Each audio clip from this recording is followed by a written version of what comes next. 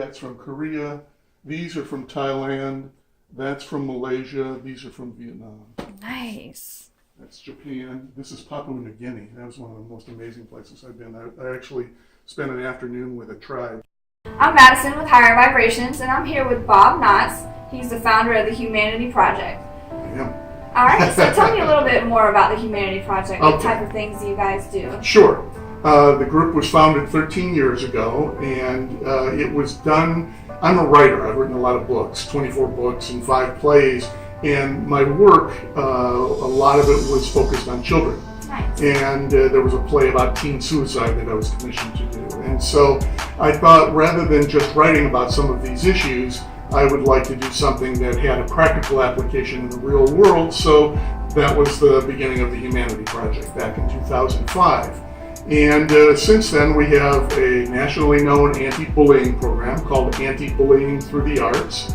We have a program called Humanity Club, where we go into a school, usually kind of economically challenged area, and we handpick with the administration of the school student leaders, all girls. So we were trying to do to promote gender equality that way, Nice. and to show the school that girls can be leaders too. That's right. And then they help us create and deliver a program to their entire school. We just did this as we record this program. We just did this about 2 weeks ago at a school in North Lauderdale called Morrow Elementary, and it was a big success.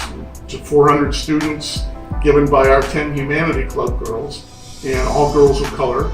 And they now will be helping us to spread this message throughout the school through contests and art projects. We're going to build a garden of respect.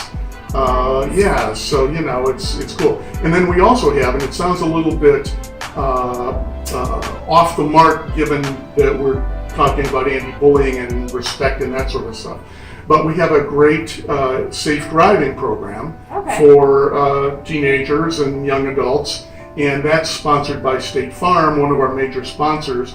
And the reason for that, 2 things. First of all, it focuses on the issue of respect on the roads, which really, when you think about driving attentively, it's showing respect for your own life and the life of others. Right. So it fits in with our core values of the group. And then also, it just happened that as a writer, before I was writing books, I was an investigative reporter, and I did a lot of work on auto safety and wrote some stories.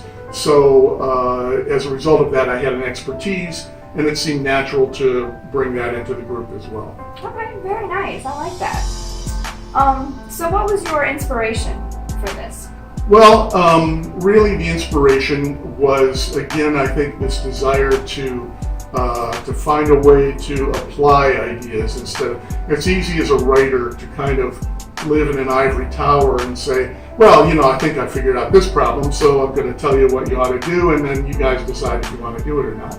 Right. That's sort of it's the way you kind of get used to thinking as a professional writer.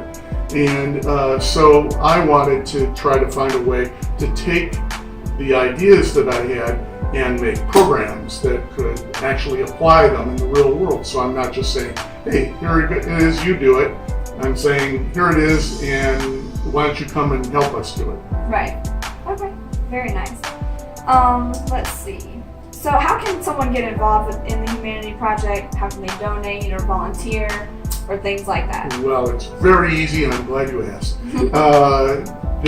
We have a contact page on our website. Our website, of course, is www.thehumanityproject.com. Okay. And we have a contact menu item on there, so you can contact us. I will see it directly and call. And then we also have a donate page so that you can join and donate. And if you join and become a member, you get a cool T-shirt, and you get, cards and booklets and all kinds of cool stuff. And then you support the organization. But of course, we're happy to take larger donations. And as it happens, again, when we're recording this, tomorrow is Giving Tuesday. So we'll be trying to encourage folks to be generous tomorrow. That's right. Okay, I like that. So who showed you love or taught you love, would you say? Well, that is a very interesting question. I think of love a little differently than most people do. I didn't always, but I actually just finished a new book that haven't sent to a publisher yet. I've got a couple of folks I know and trust reading it now, but it's a very thick book. It's like 200,000 words. It's as thick as James Joyce's Ulysses, if you know that book. And so it's a book of philosophy, and part of what it deals with is the topic of love. And what I think love really is, when you sort of try to get away from the sentimentality and the movies and the songs that all have this romanticized view of love, I think what love really is an innate desire in a human being to express ourselves. It is a desire to be in the world, to exist. I want to be Bob, you want to be Madison, and we want to be who we are. And then when people allow us to do that, you find that special someone in those popular terms. That person is somebody who I think welcomes you. They say, I like you as you are, Madison. I like you as you are, Bob. And so I don't know that anybody, looking at it the way I do now, I don't know that anybody can teach you love. I think it's something that's innate inside a person. Okay. But I also understand your question.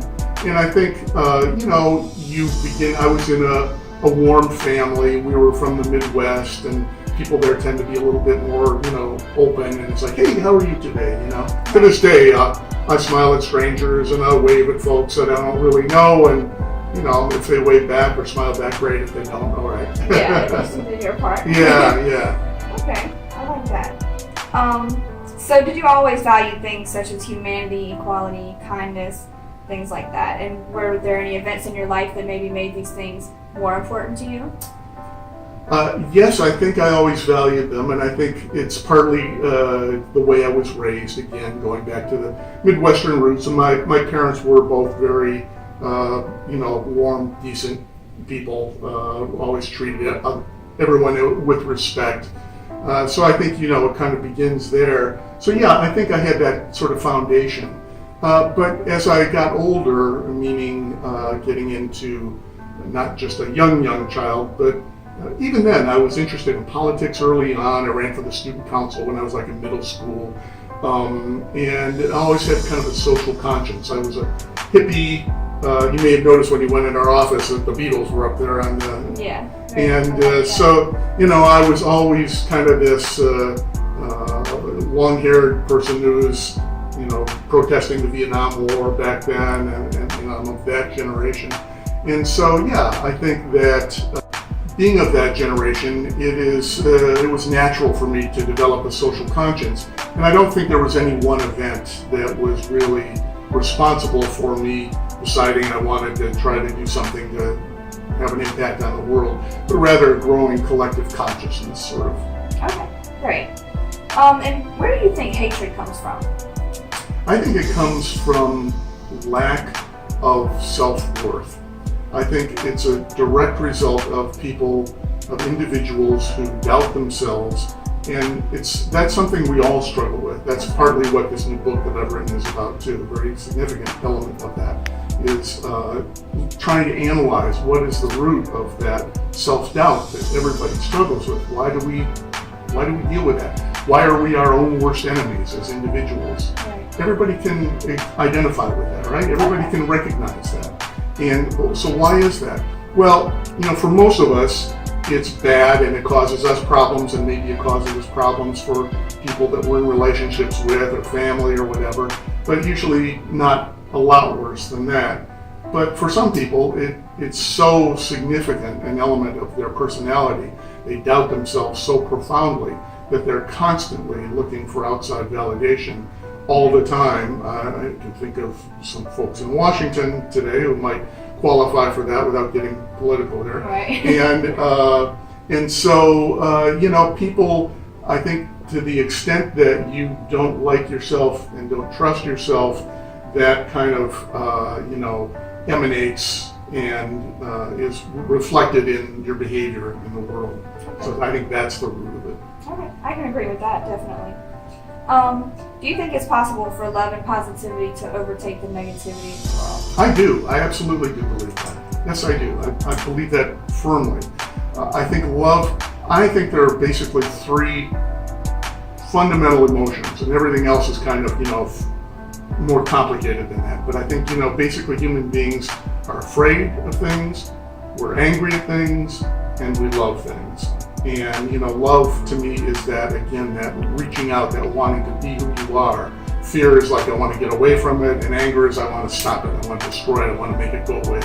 And so I am convinced, after thinking about this for many, many years, that love is a much more powerful emotion inside all of us than anger and fear.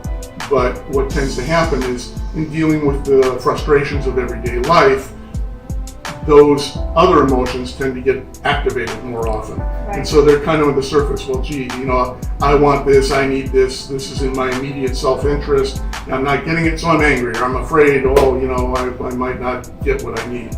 And I think then those tend to kind of smother the love. But I think when we can look beyond our immediate self-interest and tap into that innate feeling, I believe then that's the beginning of love conquering the others.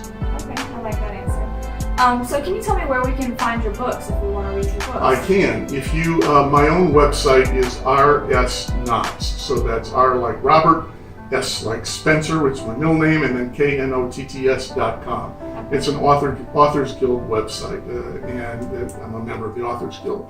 And so, yes, there's links to some of them there, or you can go on Amazon, you can Google my name, Bob Knotts, Robert Spencer Knotts, and you'll get, links to Amazon books and all kinds of other stuff. Okay, great. I'll have to check those out for Yeah. sure.